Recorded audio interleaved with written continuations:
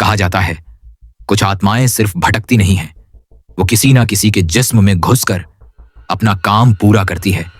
हाँ, आत्मा एक ऐसी चीज जो मरे हुए शरीर से निकलकर जिंदा शरीर की तलाश करती है ताकि वो फिर से जी सके, मगर इस बार किसी और की मौत बनकर। ये कहानी है नूह की। एक शांत इलाका, एक छोटा सा गांव जहां हर घर के बाहर तुलसी का पौधा होता था। हर दरवाजे पर नींबू मिर्ची टंगी होती थी, क्योंकि लोग जानते थे कुछ चीजें हवा में नहीं, इंसानों के अंदर घूमती है। लेकिन जो हुआ वो सबकी सोच से बाहर था। नूह एक 37 साल का नौजवान था। गांव से बाहर शहर में पढ़ा था, मगर मां के कहने पर वापस आ गया। उसकी मां अक्सर बीमार रहती थी। पिता की मौत बहुत पहले हो गई थी और अब बस एक वही था जो उनकी देखभाल कर सकता था। एक शाम जब सूरज ढल रहा था, नूह अपनी मां के लिए दवा लेकर लौट रहा था। गांव के बाहर एक पुराना कमरा था, बिल्कुल टूटा फूटा सा। लोग कहते थे वहां कभी एक यहूदी तांत्रिक रहा करता था, जिसका शरीर तो मर चुका था, मगर रूह अब भी वहां बंद थी। बच्चे उसे भूतों की आलमारी कहते थे। कोई भी उस कमरे के पास से रात को नहीं गुजरता था, मगर उस दिन नूह को शॉर्टकट लेना पड़ा। वो उस कमरे के सामने से गुजरा। सूरज का आखिरी टुकड़ा भी जा चुका था। कमरे की एक खिड़की जो हमेशा बंद रहती थी, आज खुली थी। नूह की नजर वहां पड़ी। उसने खिड़की से अंदर झांका और एक झटका सा लगा। एक औरत बैठी थी, पीठ उसकी तरफ, सिर झुका हुआ और बाल बेहद लंबे। वो सिसक रही थी। धीमे धीमे नूह ने डर के साथ आवाज लगाई, कोई है? आप ठीक हैं? औरत रुकी, मगर उसने सिर नहीं घुमाया। उसकी गर्दन हल्की सी हिली, जैसे कुछ बोलना चाह रही हो, मगर आवाज नहीं निकल रही थी। नूह ने एक और कदम आगे बढ़ाया। मैं हेल्प कर सकता हूं। औरत ने अब गर्दन घुमाई, मगर चेहरा नहीं। उसकी गर्दन पूरी तरह से घूम गई थी, 180 डिग्री में, और नजरें सीधा नूह की आंखों में, काली, गहरी और बिल्कुल सूनी। नूह की सांस अटक गई। उसके पांव वहीं जम गए और तभी कमरे के अंदर एक जोर की चीख गूंजी, इतनी भयानक कि कान फट जाएं। वो भागा जैसे जान बचानी हो, मगर घर पहुंचते पहुंचते कुछ अजीब महसूस होने लगा। सांसें तेज, धड़कन असामान्य, और सबसे अजीब बात, उसकी आंखें हर चीज को थोड़ा धुंधला देखने लगी थीं। मां ने दरवाजा खोला। इतनी देर कहां लगा दी बेटा? नूह ने मुस्कुराकर कहा, कुछ नहीं मां, रास्ता थोड़ा लंबा हो गया। मगर वो हंसी उसकी अपनी नहीं थी। आवाज थोड़ी भारी थी, ठंडी। मां ने गौर नहीं किया, मगर उस रात नूह ने ठीक से खाना नहीं खाया, नींद नहीं आई। उसके सपनों में वही औरत आती रही। उसकी पीठ, बाल और वो गर्दन। हर रात धीरे धीरे नूह बदलने लगा। पहले तो सिर्फ खामोश हो गया, फिर उसके बाल गिरने लगे, आंखों के नीचे काले घेरे, और फिर शुरू हुआ असली खेल। एक रात नूह अचानक चीखता हुआ उठा। उसका शरीर कांप रहा था। उसकी मां कमरे में दौड़ी आई। क्या हुआ बेटा? उसने पूछा, मगर नूह की आंखें अब बिल्कुल काली थीं, बिना पुतलियों के। उसने एक अजीब सी भाषा में कुछ कहा, कोई ऐसी जुबान जो उसकी मां ने कभी नहीं सुनी थी। और उसके बाद नूह बेहोश हो गया। मां डर गई। गांव के पुजारी को बुलाया। पुजारी ने नूह को देखा, उसके माथे पर हाथ रखा और तुरंत पीछे हट गया। यह शरीर अब अकेला नहीं है, उसने कहा। इसके अंदर कोई और है, कोई पुरानी रूह जो वापस जीना चाहती है, किसी भी कीमत पर। पुजारी ने 1 हफ्ते की पूजा रखी, मगर हर रात नूह और डरावना होता गया। कभी रात को घर के कोने में बैठा मिलता, कभी दीवार पर सर मारता, कभी खुद से बात करता। और एक दिन उसने कुछ ऐसा किया जिससे सबका खून ठंडा हो गया। उसने अपनी मां को मारने की कोशिश की। उस रात नूह की मां जैसे तैसे बच गई। पुजारी ने घर को गंगा जल से धोया, दरवाजे पर नींबू, लौंग और राख से रेखा खींच दी, मगर उन्हें भी अंदाजा नहीं था कि डिब्बुक अब अंदर नहीं फंसा, बल्कि पूरे घर का मालिक बन चुका है। अगली सुबह गांव के चौकीदार की लाश मिली। उसका चेहरा ऐसे बिगड़ा हुआ था जैसे उसने आखिरी वक्त में कुछ भयानक देखा हो। उसके दोनों हाथ पीछे मुड़े हुए थे, जैसे किसी ने जोर से मोड़ा हो, और गला पूरी तरह कुचला हुआ। कोई निशान नहीं, कोई आवाज नहीं, कोई गवाह नहीं। लोग डरने लगे। कुछ ने कहा, यह नूह का काम है, मगर कुछ बोले, नहीं, नूह तो सीधा साधा लड़का है। मां ने पहली बार सबके सामने कहा, मेरा बेटा अब वो नहीं रहा जो हुआ करता था। अब नूह को नींद नहीं आती थी। वो घर की छत पर बैठा रहता, घंटों आसमान की तरफ देखता, जैसे किसी को बुला रहा हो। कभी कभी वो जमीन पर कुछ अजीब से निशान बनाता, यहूदी लिपि में गोल घेरे, उल्टे सितारे, कुछ ऐसा जिसे गांव का कोई नहीं समझ सकता था। पुजारी समझ चुका था, ये दिब्बुक है। उसने एक यहूदी किताब निकाली, सेफर हाराजिम। उसमें लिखा था, दिब्बुक एक भटकी हुई आत्मा होती है जो मरने के बाद भी चैन से नहीं बैठती। वो जिंदा शरीर ढूंढती है और उसमें घुसकर अधूरे काम पूरे करती है। दिब्बुक को सिर्फ एक चीज से रोका जा सकता है, एक ऐसा नाम जो उस आत्मा की असली पहचान हो, और वो नाम कोई नहीं जानता सिवाय उसके जिसने उसे मारा था। अब एक नई उलझन थी, ये आत्मा कौन थी, इसका नाम क्या था, और किसने इसे मारा। पुजारी ने गांव के सबसे बूढ़े आदमी से बात की, बुजुर्ग जमील चाचा। जमील चाचा ने बताया, 50 साल पहले यहां एक आदमी आया था, यहूदी था, नाम था एजरेल ईशरून। बहुत पढ़ा लिखा, मगर अकेला। लोग कहते थे वो काले जादू में माहिर था, मगर उसका एक उसूल था, कभी किसी को बिना वजह नुकसान नहीं पहुंचाएगा। लेकिन गांव के कुछ लड़कों ने एक बार मजाक में उसकी किताबें जला दी, और अगले ही दिन वो सब गायब हो गए। 3 महीने बाद उनके जले हुए शरीर मिले। गांव वालों ने मिलकर एजरेल को जिंदा जला दिया।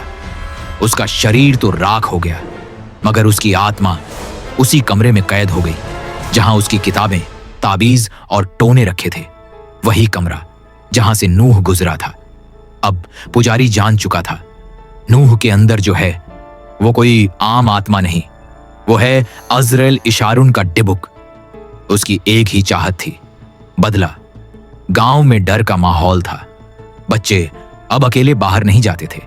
रात को हर घर की खिड़कियां बंद, दिए बुझा दिए जाते थे, क्योंकि नूह अब गांव के हर कोने में दिखता था। कभी तालाब के किनारे, कभी मंदिर के पीछे, कभी किसी की छत पर बैठा, बिना पलक झपकाए। एक दिन पुजारी ने एक साहसिक निर्णय लिया, हमें उसे बंद करना होगा।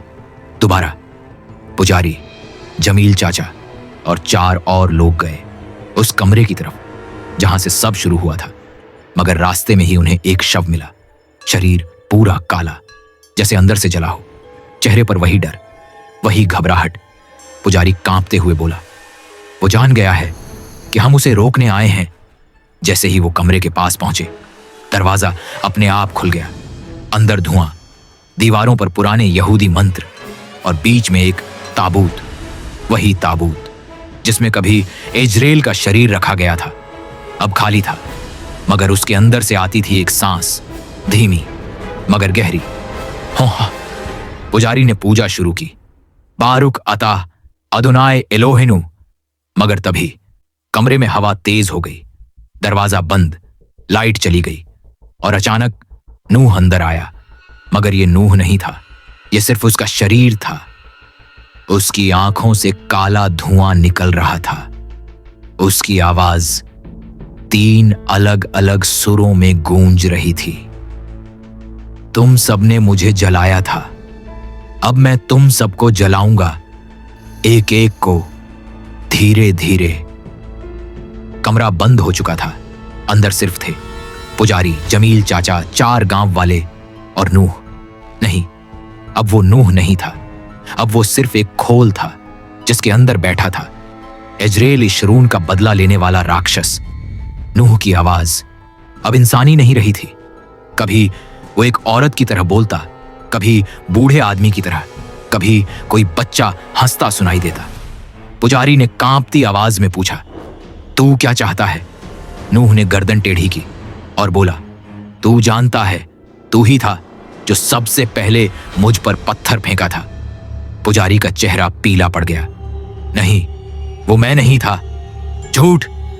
चीख सुनाई दी, इतनी तेज कि छत से मिट्टी गिरने लगी। डिबुक ने अपना हाथ हवा में उठाया और पुजारी के गले पर एक लाल निशान उभर आया। वो सांस नहीं ले पा रहा था। जमील चाचा ने ताबीज निकाला और जोर से चिल्लाए, इजराइल, मैं जानता हूं तेरा असली नाम। डिबुक रुका। कह, अगर सच निकला तो मैं खुद बाहर निकल जाऊंगा। चाचा बोले, तेरा नाम इजराइल था, मगर असली नाम था अजारिया बेन इशार।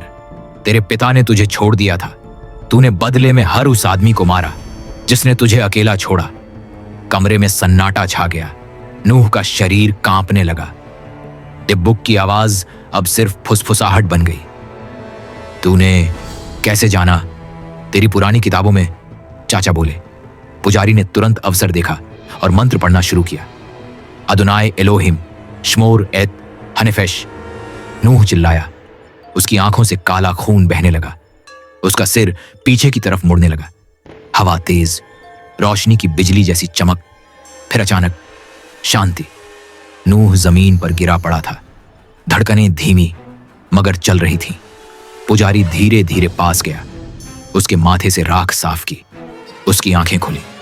वो रो रहा था, मां, मुझे क्या हो गया था? डिबुक जा चुका था। कमरा खोल दिया गया।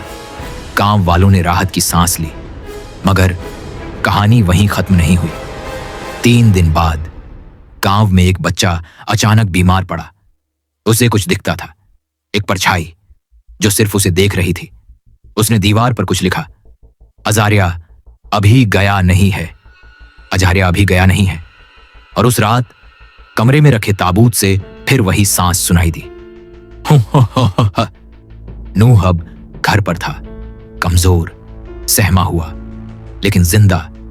उसकी मां हर वक्त उसका ध्यान रख रही थी। पुजारी और बाकी गांव वाले मान चुके थे अब सब ठीक हो गया। लेकिन जो कोई नहीं जानता था वो ये कि डिबुक अब कहीं और जा चुका था।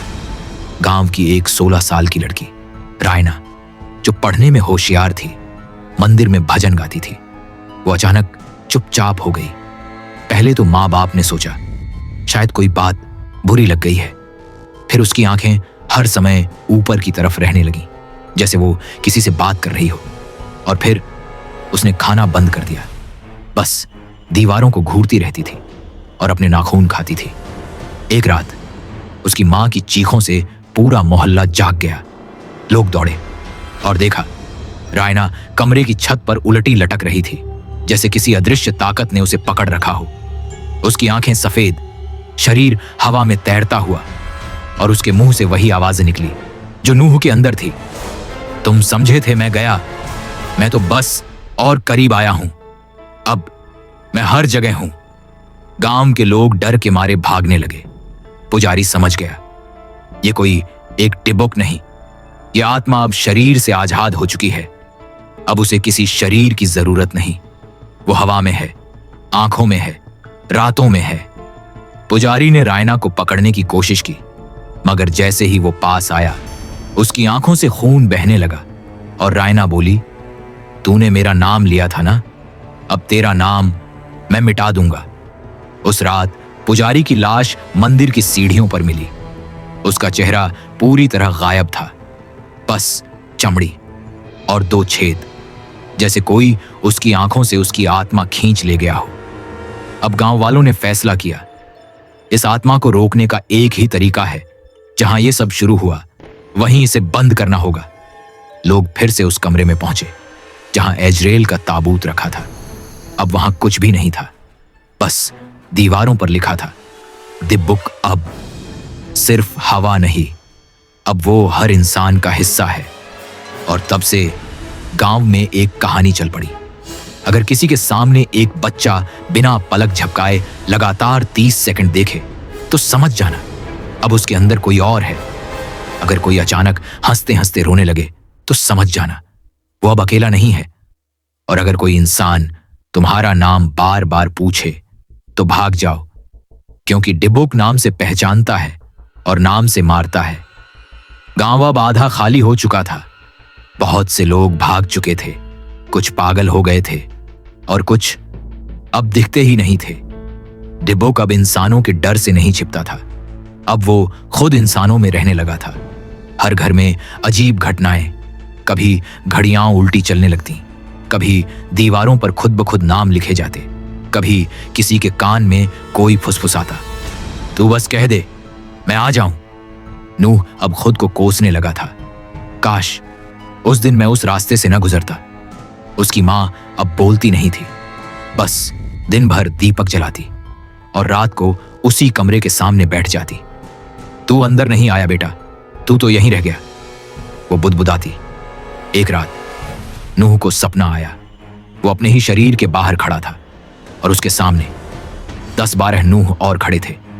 हर एक नूह का चेहरा थोड़ा अलग, एक हंस रहा था, एक चीख रहा था, एक रो रहा था और एक उसे घूर रहा था, उसकी आंखों के अंदर झांकते हुए। तू ही है ना असली? उस नूह ने पूछा। नूह ने कांपते हुए कहा, हां मैं ही हूं, झूठ मत बोल। उसने गुस्से में कहा, तू तो मर चुका है, तू बस एक खोल है। मैं हूं असली नूह, क्योंकि मैंने उसे बुलाया था, डिब्बुक को। नूह जाग गया, पसीने में भीगा हुआ। वो अपने आप से डर गया था। क्या वाकई उसने उसे बुलाया था? क्या डिब्बुक सिर्फ एक बाहरी आत्मा नहीं, बल्कि उसकी अपनी परछाई थी? इसी सवाल के जवाब में कहानी अब अंतिम मोड़ पर थी। गांव में अब सिर्फ 3 लोग बचे थे। 1 नूह, 2 रायना, जो अब कभी कभी ठीक लगती थी, कभी नहीं। 3 और एक बूढ़ा पागल जो हर समय खुद से बात करता। नूह ने आखिरी बार वहीं कमरा खोला। अब वहां कोई ताबूत नहीं था, कोई हवा नहीं थी, कोई मंत्र नहीं, बस दीवार पर खून से लिखा था, तू मुझे बुलाता नहीं, मैं तब आता हूं जब तू खुद को पहचानता है। और तब नूह को समझ में आया, डिब्बुक कोई बाहर से आया राक्षस नहीं था, वो तुम्हारे अंदर का हिस्सा है। वो गिल्ट, वो पछतावा, वो गुस्सा, वो बातें जो तुम दुनिया से छुपा लेते हो, मगर खुद से नहीं। डिब्बुक हर इंसान के अंदर रहता है और बस एक सही पल का इंतजार करता है। जब तुम अकेले हो, कमजोर हो, टूटे हुए हो, वो आ जाता है। नूह ने कमरे के बीच बैठकर आंखें बंद कर ली और बोला, अगर तू मेरा ही हिस्सा है तो आज बाहर आ और मुझसे बात कर। कमरे में अंधेरा छा गया और उसी कोने से वही आवाज आई, मैं तो हमेशा यहीं था, अब तैयार है सच सुनने के लिए? डिब्बुक ने नूह को उसके सारे गुनाह दिखाए। वो झूठ जो उसने मां से बोले, वो नफरत जो उसने बाप के लिए महसूस की, वो इच्छा जो उसने खुद कभी स्वीकार नहीं की, हर चीज अब उसकी आंखों के सामने थी। नूह जोर जोर से चिल्लाया, बस मुझे छोड़ दो। डिब्बुक बोला, छोड़ दूंगा, लेकिन तू भूल जाएगा कि मैं कभी था भी, और जब तू फिर से टूटा मिलेगा मैं फिर लौट आऊंगा। अगले दिन नूह गांव में अकेला घूम रहा था। चेहरा शांत था, आंखों में सूनापन और होठों पर हल्की सी मुस्कान। किसी ने पूछा, अब सब ठीक है ना? नूह ने देखा, मुस्कुराया और कहा, हम सब ठीक है। मगर जैसे ही वो मुड़ा, उसकी परछाई एक पल को रुकी और उसने मुस्कुराया। नूह अब सामान्य दिख रहा था। गांव में जो बचा था वो फिर से थोड़ा थोड़ा बसने लगा था। लोग उसे देखकर कहते, बेचारा बहुत कुछ झेल गया। मगर अब भी कुछ था जो बिल्कुल शांत नहीं था, कुछ ऐसा जो एकदम सही लगने की कोशिश कर रहा था, लेकिन था नहीं। रायना अब पूरी तरह ठीक हो गई थी। उसने फिर से मंदिर जाना शुरू किया। उसकी हंसी लौट आई थी, मगर उसकी मां अक्सर एक ही बात दोहराती थी, उसकी हंसी में कुछ अजीब है, जैसे कोई और हंस रहा हो। एक दिन रायना मंदिर में भजन गा रही थी और नूह आया, मुस्कुराता हुआ। दोनों आमने सामने हुए, कुछ सेकंड तक आंखों में आंखें। फिर नूह बोला, कैसी हो? रायना बोली, जैसे तू चाहता है। नूह मुस्कुरा दिया। फिर रायना बोली, याद है तुझे तो अब कुछ याद नहीं। उसने नूह का हाथ पकड़ा और अचानक ही उसके चेहरे की सारी मासूमियत गायब हो गई। उसकी आंखें बदल गईं, आवाज भी। तेरे अंदर जो था वो मैं हूं, और मेरे अंदर जो है वो तू है। नूह पीछे हटा, घबराया। नहीं, तू तो ठीक हो गई थी, तुझे तो। रायना ने चीख कर कहा, मुझे कभी कुछ हुआ ही नहीं था। दिबुक तुझ में नहीं था नूह, वो शुरू से मेरे अंदर था। तुझे तो बस उसके पास ले जाने का जरिया बनाया गया था। धड़कनें रुकने जैसी, दिमाग सुन्न। नूह कांपने लगा। तो जो कुछ भी हुआ वो सब तू। रायना बोली, तू समझा कि तुझ पर भूत चढ़ा है, पर सच ये है मैं खुद उसे बुलाती थी। हर रात, हर बार मैं ही तेरी राह उस कमरे की तरफ मोड़ती रही। नूह जमीन पर बैठ गया। तो वो सपना, वो आवाज, वो ताबूत, सब झूठ। रायना झुकी, उसके कान में फुसफुसाई, दिबुक किसी शरीर में नहीं रहता, वो याद में रहता है। जो तू याद करता है वही सच बन जाता है। और फिर उसने कहा, अब तू मेरी तरह हो गया है ना, अब तू भी दूसरों को ले जाएगा उन कमरों तक जिनका दरवाजा तूने नहीं बनाया, बस खोला। अगले दिन रायना गायब थी, कोई नहीं जानता कहां गई। लेकिन अब गांव में हर कोई नूह से डरने लगा। वो सीधा चलता, लेकिन उसकी परछाई टेढ़ी होती। वो कुछ नहीं कहता, लेकिन लोग सुनते थे। मैं देख रहा हूं, एक बच्चा मिला जो बड़बड़ाता था, नूह अंकल की आंखों में धुआं है। और तब सबने समझा, दिबुक नूह में नहीं आया था, दिबुक को नूह में पैदा किया गया था। रायना उसका माध्यम नहीं थी, वो उसकी निर्माता थी। और अब दिबुक सिर्फ एक आत्मा नहीं, वो एक वंश है, एक परंपरा जो एक से दूसरे में बहती है, जैसे खून, जैसे कहानी।